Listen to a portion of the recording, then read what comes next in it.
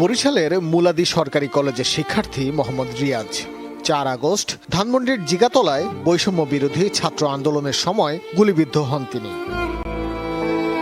রিয়াজকে তাৎক্ষণিক নিয়ে যাওয়া হয় পপুলার মেডিকেল কলেজ হাসপাতালে। সেখান থেকে তাকে পাঠানো হয় ঢাকা মেডিকেলে। শনিবার মৃত্যুর কোলে ঢলে পড়েন রিয়াজ। রিয়াজের গুলিবিদ্ধ হবার দিনই টাঙ্গাইলের মির্জাপুরে গুলিবিদ্ধ হন ভুয়াপুর উপজেলার অর্জুনা ইউনিয়নের ছাত্রদলের সহ সাধারণ সম্পাদক মোহাম্মদ ইমন মিয়া। ১৪ দিন মৃত্যুর সাথে লড়াই করে রবিবার সকালে মৃত্যুর কাছে হার মানেন এই শিক্ষার্থী।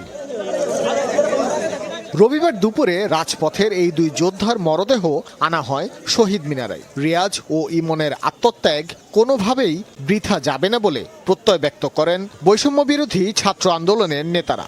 রিয়াজ ভাই, ইমন ভাই সহ যারা শহীদ হয়েছেন তাদের প্রত্যেকের পরিবারের দায়িত্ব এই অন্তর্বর্তীকালীন সরকার নেবে।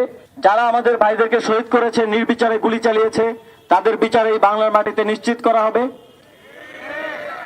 মানবতা বিরোধী অপরাধে তাদেরকে সর্বোচ্চ শাস্তির আওতায় নিয়ে আসা হবে। আমরা আমাদের জায়গা থেকে সর্বোচ্চ চেষ্টা করব যে ভাই হয়ে, সন্তান হয়ে আপনাদের পাশে থাকতে।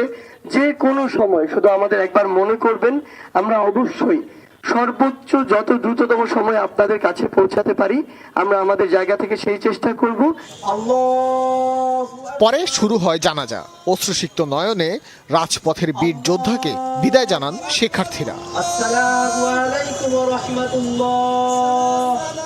জানাজার পর মোনাজাতে শহীদদের আত্মার শান্তি কামনার পাশাপাশি বাংলাদেশের সমৃদ্ধি কামনা করা হয়। ভাস্কর ভাদুরী,